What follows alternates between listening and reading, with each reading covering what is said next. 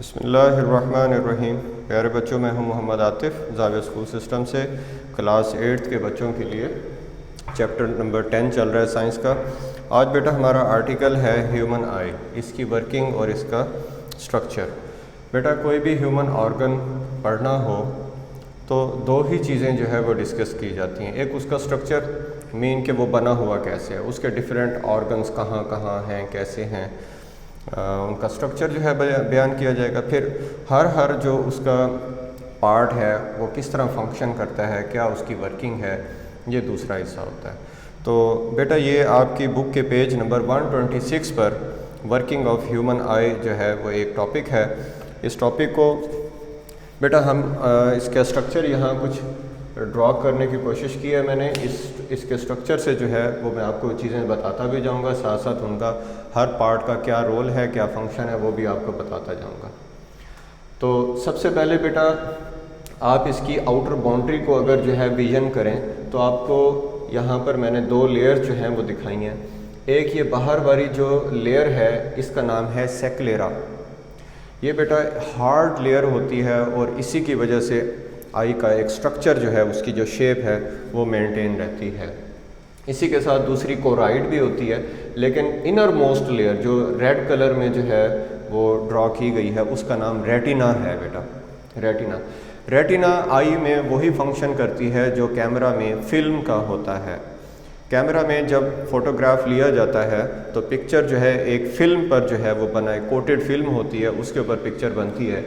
ऐसे ही रेटिना जो है वो लेयर है कि आई के सामने जो ऑब्जेक्ट आएगा उसमें से रेस जब आई के लेंस में से पास होंगी तो आई का लेंस उन रेस को फोकस कर देगा इस रेटिना के ऊपर। ठीक है बेटा, और रेटिना के ऊपर जो है वो इमेज बनेगा।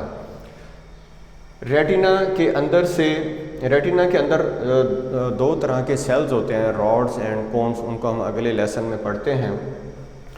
वो जो है बेटा इस बनने वाले इमेज का जो एहसास है, यानी उसका जो इम्पल्स बनेगी उसको जो है यहाँ तक लेकर आएंगे। और यहाँ पर आप देख सकते हैं ये दो नर्व्स जा रही हैं। ये नर्व जो है इनको हम ऑप्टिक नर्व्स कहते हैं। ये आगे सीधा जो है ब्रेन के साथ कनेक्टेड होते हैं और ब्रेन का जो अप्रोप्रिएट पार्ट होता है उस तक ये मैसेज जब जाता है तो हमें विजन का एहसास होता है कि हमारे सामने जो चीज़ है वो कौन है। अगर कोई शख्स है तो हम उसको पहचान पाते हैं, कोई ट्री है, कोई ऑब्जेक्ट है, तो हमारा ब्रेन जो है उसको इंटरप्रेट करता है, यानी कि अंडरस्टैंड करता है, यानी कि समझता है। यहाँ पर थोड़ा सा ये भी आपको बता दूँ कि ऑब्जेक्ट जो है वो अगर देखें आप, ये कैंडल है सीधी है, तो जब इसका रेटिना के ऊपर इमेज बनेगा तो वो इन्वर्टेड भी होगा और रियल भी होगा। रियल तो इसलिए कि उसे हमने स्क्रीन पे ले लिया, स्क्रीन हमारी यहाँ पर रेटिना है, और इन्वर्टेड आप देख सकते हैं। लेकिन जब ये एहसास, ये विजन ब्रेन तक जाएगा तो ब्रेन हमें इसको जो है वो अपराइट दिखाएगा, सीधा जो है वो दिखाएगा। यही बेटा जो सेक्लेरा है ये आगे आते जाए तो फ्रंट वाली जगह पर ये ज़रा बाहर को निकली होती है, उभरी होती है। तो यही सेक्लेरा जो है बाहर की तरफ जब उभरी होती है तो हम इसको कॉर्निया कहते हैं। ये आई की वो शेप है जो हमें सामने वाले की आंख देखने से नज़र आती है, ये कॉर्निया वाला पार्ट होता है बेटा। इस कॉर्निया के बिल्कुल पीछे जो है वो एक लेंस लगा हुआ है। इस लेंस को बेटा यहाँ आप देख सकते हैं, ये कुछ यहाँ पर मसल्स हैं, उन्होंने इसको लेंस को होल्ड किया हुआ है। उन मसल्स का नाम है सिलियरी मसल्स। ये मसल्स बेटा इस तरह से कॉन्ट्रैक्ट और रिलैक्स होते हैं जिसकी वजह से लेंस को जो है, लेंस की फोकल लेंथ को हम बढ़ा और कम कर सकते हैं, जिसकी वजह से सामने वाले ऑब्जेक्ट का विजन क्लियर करने में हेल्प होती है हमारी। ये बेटा ये एक पार्ट आप यहाँ पर देख रहे हैं, इसका नाम आयरस है, ऊपर भी है नीचे भी है। ये आयरस जो है वो डायलेट और रिलैक्स होता है, जिसकी वजह से इस दोनों आयरस के दरमियान में जो पार्ट है उसका नाम प्यूपल है। प्यूपल यूँ समझ लें एक सुराख है, जैसे कैमरा जो है बेटा उसका अपर्चर होता है। थोड़ी देर के लिए जब शटर अप होता है तो सामने जो भी ऑब्जेक्ट है उससे जो लाइट रेज आ रही हैं वो अपर्चर में से पास होकर लेंस में से गुजरकर कोटेड फिल्म पर जो है वो जाती हैं।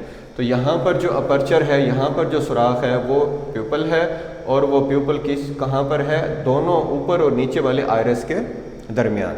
ये वो जगह है जहाँ से लाइट जो है वो एंटर होनी है।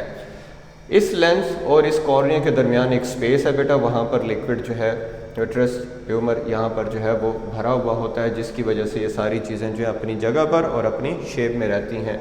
और ये जो खाली जगह आप देख रहे हैं यहाँ पर भी जेली लाइक सब्सटेंस भरा हुआ होता है, जिसकी वजह से ये सारी चीज़ें अपनी अपनी शेप और अपनी अपनी जगह पर मौजूद रहती हैं। ठीक हो गया बेटा। और ये कि ये आई जो है इसका जो डायमीटर है ये 2.5 सेंटीमीटर होता है बेटा। ये इसके मुख्तलिफ जो है वो जगह थी और उनका क्या क्या फंक्शन था, क्या क्या नाम था, ये मैंने आपको जो है वो यहाँ बताया है। एक दफ़ा फिर बता दूँ कि लाइट रेज जो हैं वो यहाँ से जब एंटर होंगी तो कहाँ से गुजरेंगी, प्यूपल से गुजरेंगी। प्यूपल से गुजरने के बाद लेंस में से गुजरने के बाद लेंस उनको फोकस करेगा कहाँ, रेटिना पर। रेटिना पर जब वो फोकस होंगी तो रेटिना में मौजूद सेल्स यहाँ बनने वाले इमेज की सेंस को कैरी करेंगी और नर्व, ऑप्टिक नर्व जो है यहाँ पर, वो उनको कैरी करके ब्रेन तक ले जाएंगे और ब्रेन जो है उसको इमेज को इंटरप्रेट करेगा और हमें फिर उसका एहसास होगा।